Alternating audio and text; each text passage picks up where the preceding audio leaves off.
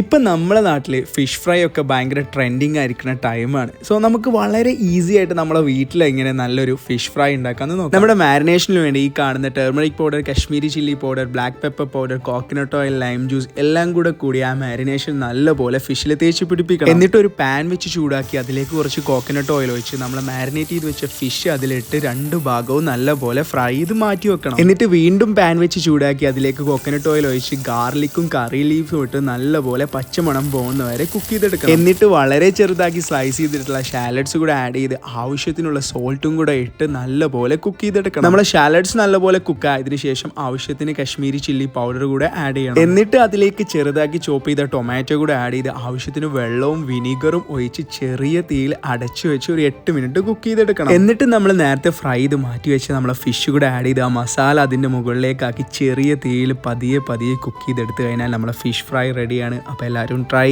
അഭിപ്രായം അറിയിക്കാം.